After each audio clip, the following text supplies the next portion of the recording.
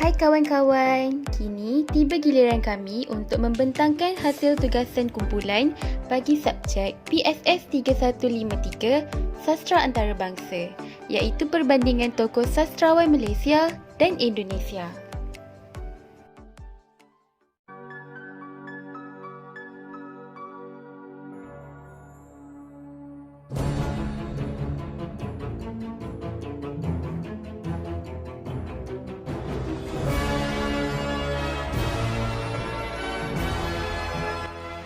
Tokoh-tokoh yang dipilih dalam kajian ini iaitu sastrawan Malaysia Ahmad Kamal bin Abdullah atau Kemala, sastrawan Indonesia Sapardi Djoko Damono.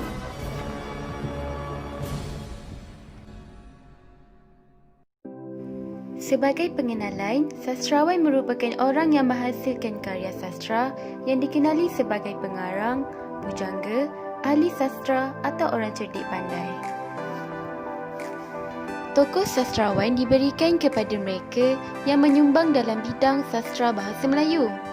Tujuan penganugerahan ini adalah untuk mengangkat martabat sastra dalam sesebuah negara.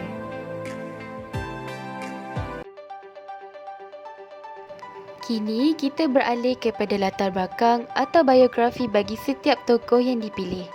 Bermula dari sastrawan Malaysia, nama diberi adalah Datuk Dr. Ahmad Kamal Abdullah atau dikenali sebagai Kemala.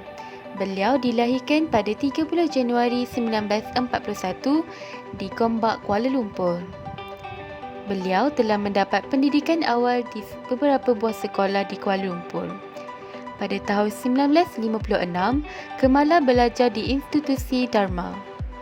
Kemudian, dari tahun 1958 hingga 1962, Kemala melanjutkan pelajaran ke Maktab Perguruan Sultan Idris Tanjung Malim dan telah mendapat Doktor Falsafah Persuratan Melayu pada tahun 2000 di Universiti Kebangsaan Malaysia.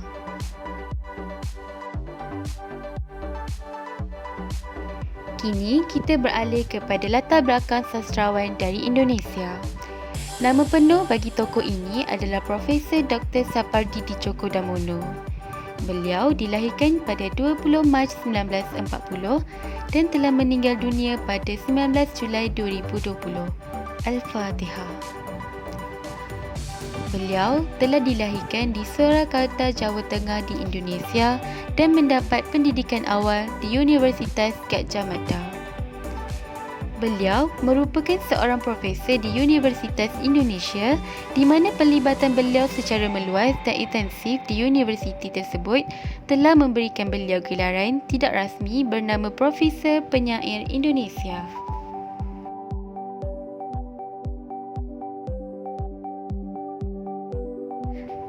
Berikut merupakan karya yang ditulis oleh Kemala. Persoalan yang sering diungkapkan dalam puisi beliau ialah tentang rakyat bahawahan seperti petani, nelayan dan kaum buruh. Pada tahun 1970-an, karya beliau lebih kepada tentang renungan terhadap kehidupan yang condong kepada aspek-aspek kerohanian. Contohnya, karya yang dihasilkan pada tahun tersebut adalah kumpulan puisi meditasi yang telah memenangi hadiah karya sastra pada tahun 1972. Sebuah puisi lain yang bertajuk Laut dan juga puisi maknawi Itu Kekasihku yang telah memenangi hadiah karya sastra 1975. Pada tahun 1976, beliau telah menghasilkan karya yang bertajuk Pada Setiap Kali Kau Tiba, Ogos, dan karya Bahawa Cinta Itu Kekasihku yang telah memenangi hadiah karya sastra pada tahun 1976.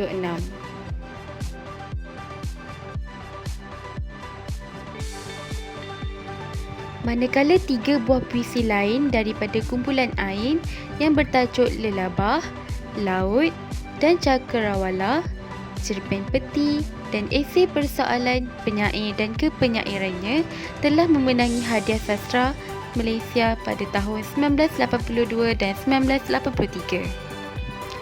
Puisi Kemala telah tersiar dalam penerbitan antarabangsa seperti Horizon Indonesia, Hemisphere Australia, Asia Week Hong Kong dan Jurnal Pasifik di New Zealand.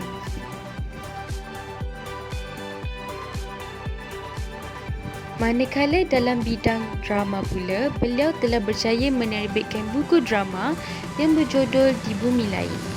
Drama Kemala Malam Perhitungan telah merebut hadiah terbaik dalam satu peraduan anjuran Majlis Drama Malaysia pada tahun 1971. Dan drama terbarunya ialah Bending Numira pada tahun 2011. Kini kita beralih kepada karya sastrawan di Indonesia Sapardi Djoko Damono. Koleksi puisi pertamanya iaitu Dukamu Abadi pada tahun 1969 yang menceritakan tentang keperitan individu yang mempersoalkan kewujudan. Beliau lebih memfokuskan kepada manusia dan bukannya idea yang revolusi dan sosial. Pada tahun 1974, beliau telah menerbitkan sebuah buku yang bertajuk Mata Pisau dan Aquarium, diikuti Perahu Kertas dan Sihir Hujan. Pada tahun 1998 dan 1999, beliau telah menulis tentang pergolakan sosial akibat kejatuhan rejim order baru iaitu penghasilan buku Ayat-Ayat Api.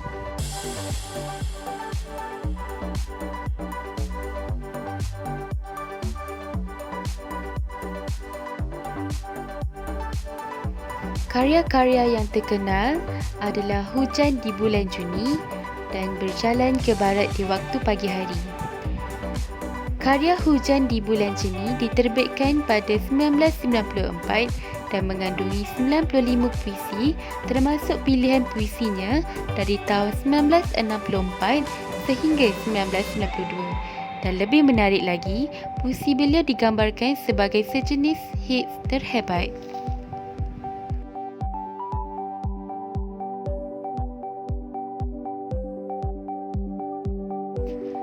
Beliau juga menyelesaikan sejumlah terjemahan karya sastra dari negara lain untuk pasaran Indonesia, termasuk karya daripada T.S. Eliot, Khalil Gibran, Jalaluddin Rumi. Terjemahan novel The Old Man and the Sea karya Ernest Hemingway merupakan terjemahan sastra yang terbaik di Indonesia.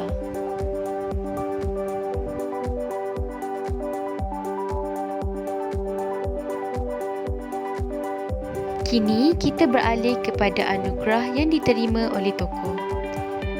Anugerah yang diterima oleh sastra Malaysia iaitu Kemala. Yang pertama adalah Hadiah Sastra Malaysia pada tahun 1972, 1995 dan 1999. Sea Right Award di Thailand pada tahun 1986. Gelaran Pujangga UPSI pada tahun 2003. Sastrawan Negara pada tahun 2011 dan Ahli Kehormat Persatuan Nusantara sejak 22 November 2017. Gambar ini diambil ketika Timbalan Presiden Persatuan Nusantara Rusia Profesor Madya Dr. Viktor Pugadev menyampaikan surat pelantikan Kemala sebagai Ahli Kehormat Persatuan Nusantara Kuala Lumpur pada tahun 19 November 2017. Ini kita beralih kepada anugerah yang diterima oleh Sapardi Djoko Damono. Anugerah pertama yang diperolehi adalah pada tahun 1983 iaitu Anugerah Putera Puisi.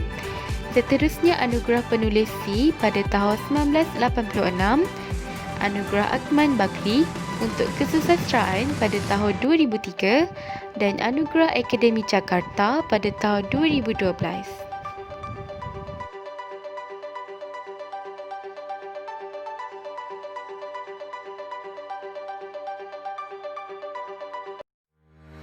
Sebagai penutup kepada video ini, karya-karya dan sumbangan yang dihasilkan oleh sastrawan-sastrawan merupakan satu khazanah intelektual bangsa yang seharusnya dikumpul dan dihayati sebagai satu rujukan dalam kalangan masyarakat tempatan dan masyarakat luar negara.